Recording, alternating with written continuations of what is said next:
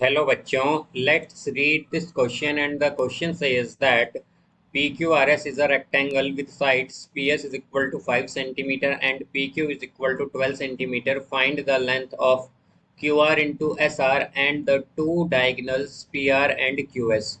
तो आइए अब इस क्वेश्चन को यहाँ पर हम सॉल्व कर लेते हैं। इस क्वेश्चन में कहा गया है कि PQRS एक रेक्टेंगल है जिसमें की साइड्स हैं P S 5 centimetre and P Q 12 centimetre. तो हमें बताना है कि Q R into S R क्या होगा और जो डायगनल्स हैं पी आर और क्यू एस ये क्या होंगे हमें बताना है यहाँ पर।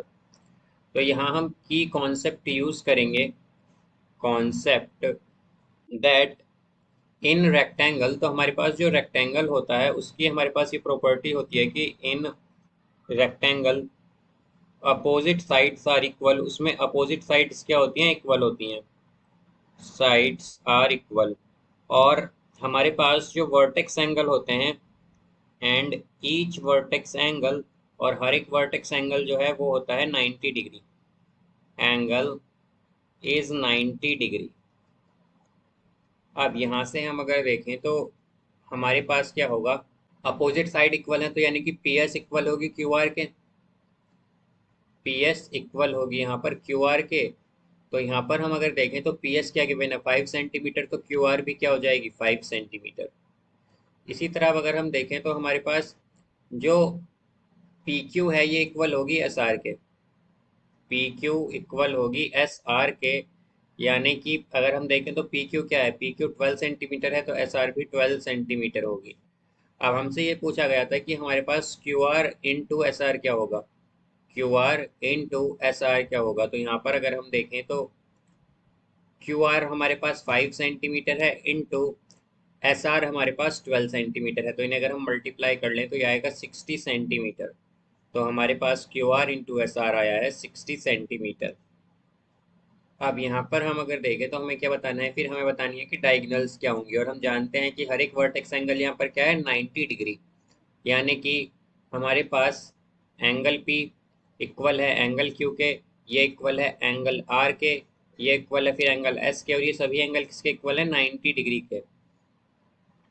तो यहाँ से हम अगर कंसीडर कर लें ट्रायंगल पी क्यू एस, अगर हम ट्रायंगल लें in triangle P Q S, तो इसमें हमारे पास पी पर क्या है 90 डिग्री। अगर हम देखें तो हम जानते हैं कि अगर एक ट्रायंगल में कोई भी एंगल 90 डिग्री हो तो वो राइट एंगल ट्रायंगल होता है।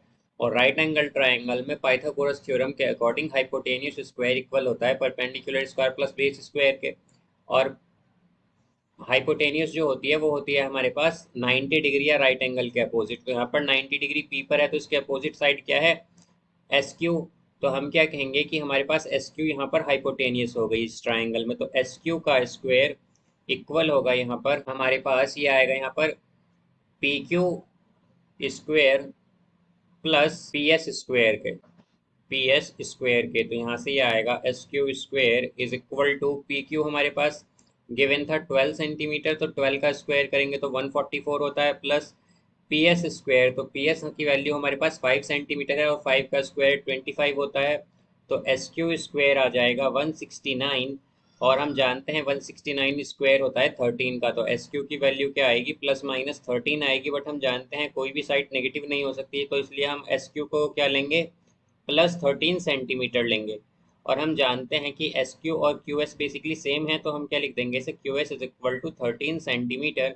तो हमारे पास ये क्या आ गई, एक डायगोनल आ गई क्यू एस। अब इसी तरह यहाँ पर हम अगर अदर ट्राइंगल कंसिडर कर लें एक, और वो ट्राइंगल लें हम यहाँ पर P Q R in triangle P Q R. अगर हम देखें तो पी क्यू आर में हमारे पास क्यू पर 90 डिग्री बन रहा है बेसिकली यहाँ पर।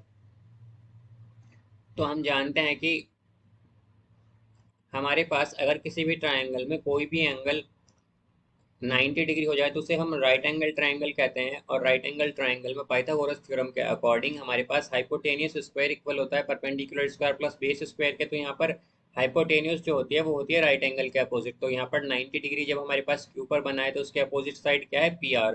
तो यहाँ पर हम क्या कहेंगे कि पी आर का स्क्वायर, बिकॉज हाइपोटेनियस का स्क्वायर है, तो पी आर का स्क्वायर इक्वल होगा हमारे पास P Q square plus Q R square के, P Q square plus Q R square के।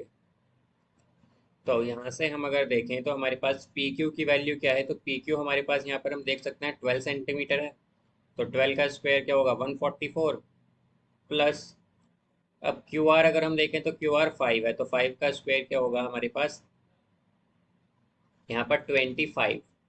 तो ये आ जाएगा 169, और हम जानते हैं 169 स्क्वायर होता है 13 का। तो पी आर की वैल्यू क्या आई हमारे पास, +-13। और हम जानते हैं कि हमारे पास साइड कभी भी नेगेटिव नहीं हो सकती, तो पी आर की वैल्यू यहाँ से हमारे पास +13 सेंटीमीटर आ जाएगी। ये पी आर की वैल्यू है। तो हमसे यहाँ पर यही पूछा गया था। तो अगर हम देखें तो एक तो हमसे पूछा गया था कि Q R into S R क्या होगा, तो ये आया है 60 सेंटीमीटर। फिर हमसे पूछा गया था कि डायगनल क्यू एस क्या है, तो ये 13 सेंटीमीटर है। और हमसे एक और डायगनल पूछी गई थी पी आर, तो वो 13 सेंटीमीटर है। So I hope you understood it well. Best of luck. Thank you.